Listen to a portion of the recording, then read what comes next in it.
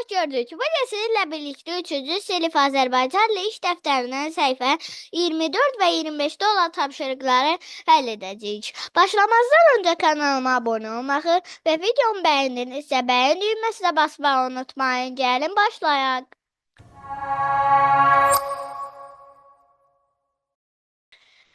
İkinci fəslimizin adı el igidləri ilə tanrılardır.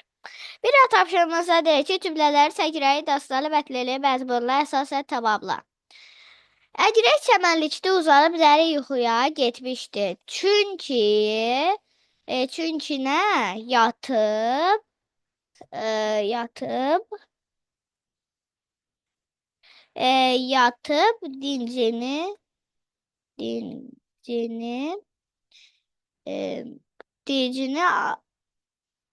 dincini almaq istəyirdi. Yazaq. Almaq istəyirdi. Uşun qocanın evi yasa batdı. Çünki oğlu əgirək. Yəni böyük hərflə yazılmalıdır belə xüsusi adlar. Xüsusi isimlər. Əlincə qalasında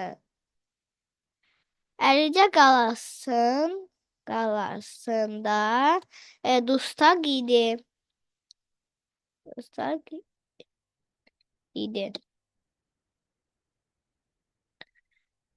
Aha, bunları silək. Səgirək anasının yanına gedib qardaşılıq xəbər aldı. Çünki qardaşı buradan yazaq.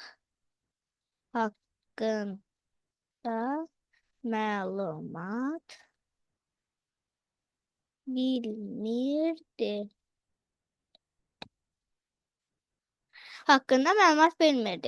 Səgirək ata-anasını icazə alıb yola çıxdı ki, qardaşını əsirlikdən qurtarsın.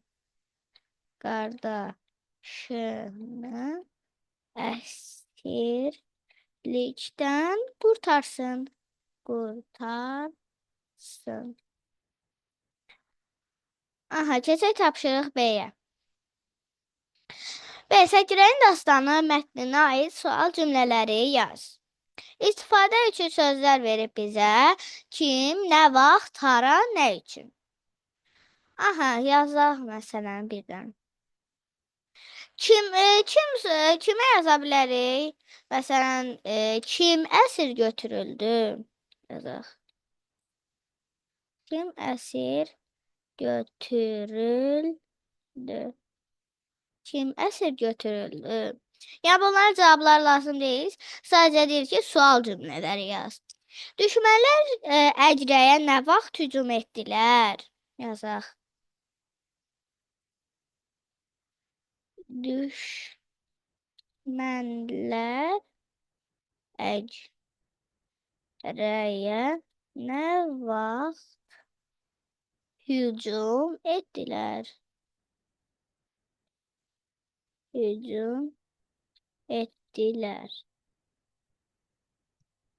Sonra əgirəyi hara apardılar?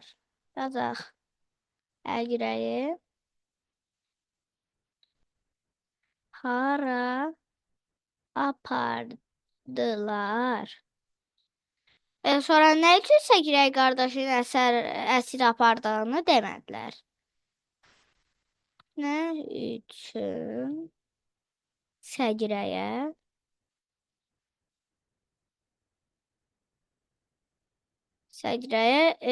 qardaşının əsir apardığını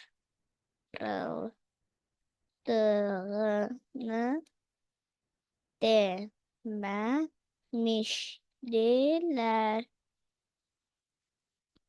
Aha, kimə görə olar? Kim əsir götürüldü?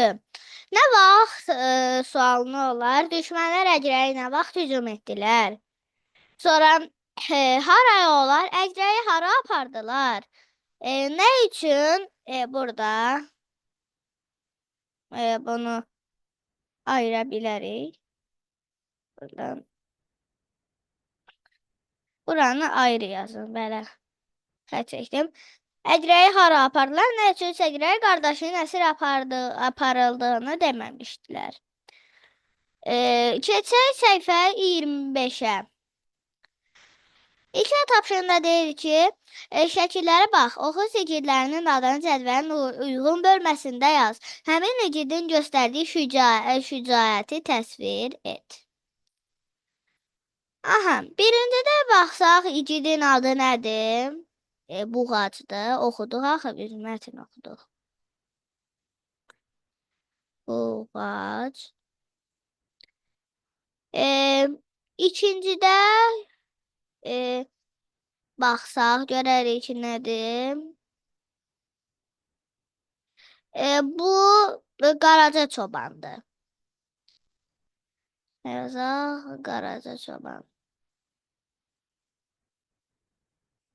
Belə də yaza bilərik. Qaraca. Birinci, bunu eləyək, buğacı. Aha. Buğacı da yaza bilərik. Dirsə,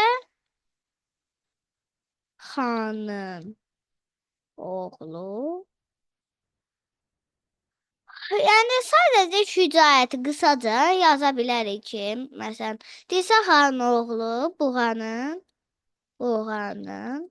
qarşısına atıldı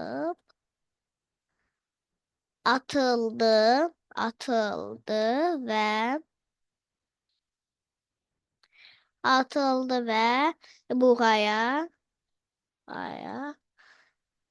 qalib gəldi.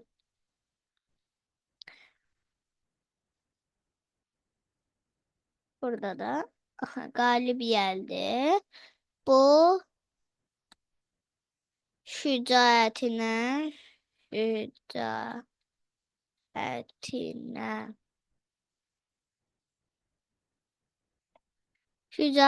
görə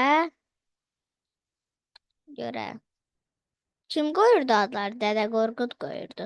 Dədə Qorqud ona buğac. Çünki burada adını niyə buğac yazmış? Onu da deməliydi burada. Buğac adını verdi. Aha. İgidin adı birdən nə idi? Buğacı idi. Şücaəti nə idi? Dirsə xanın oğlu buğanın qarşısına atıldı və buğaya qalib gəldi. Bu şücaətinə görə Dədə Qorqud ona buğac adını verdi. Aha, belə də ola bilər. İkinci nədir? İkinci Qaraca çobandır. Yazaq, Qaraca çoban. Qaraca çoban. Altından da yaza bilərsiniz. Yazaq. Qaraca çoban. Bunun mətnini oxuduq biz. Qaraca çoban. Yazaq, məsələn, o qoyunları qoymamışdı ki, düşmən sürüyə yaxın buraxmamışdı. Yaza bilərik. Tək başına döyüşsə də düşməni sürüyə yaxın buraxmır.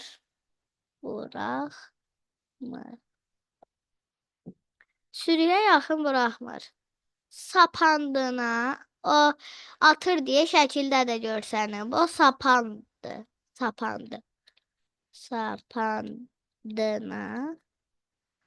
Sapandına daş qoyub neynirdi? Atırdı. Daş qoyub atdı. Yazaq buraya atdı.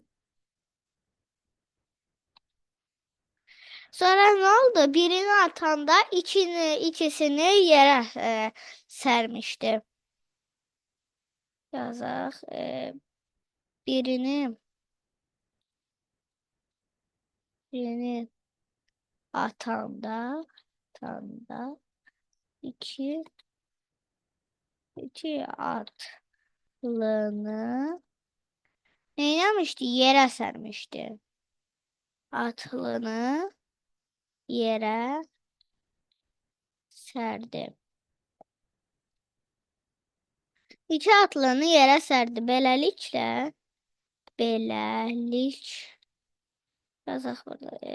Beləliklə Oğuz eli xilas oldu. Oğuz eli böyük hərflə yazılır.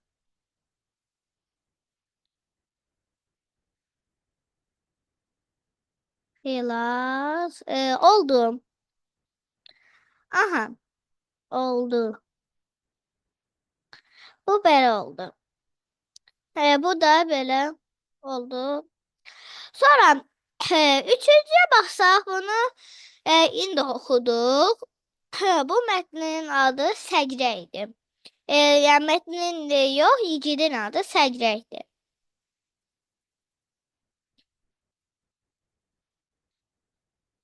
Səgrək. Şücaəti buydu ki onun yazaq öz qopuzu ilə tanınır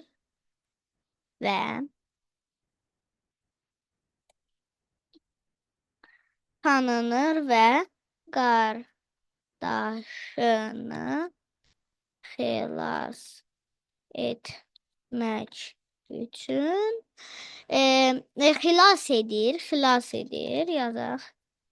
Ya da xilas etmək üçün yazaq. Öz canını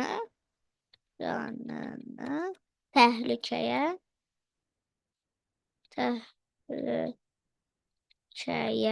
atır. Bunu təzə şeydən də təhlükəyə atır.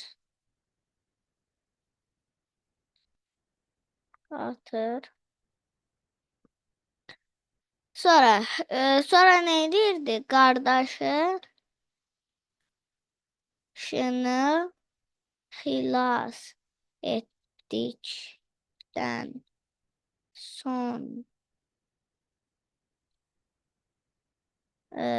sonra qardaşı ilə birlik yazaq. Birlikdə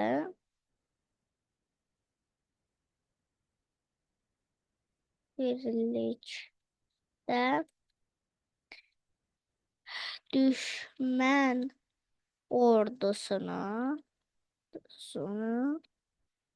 şilküt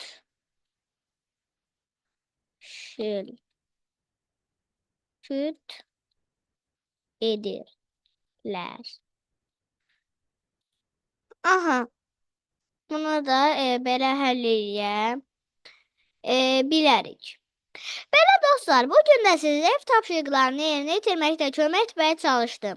Ümid edirəm ki, video ürəyiniz doldu. Əgər bəyəndinizsə videonu bəyənməyi, paylaşmağı və kanalıma abunə olmağı unutmayın. Hələlik.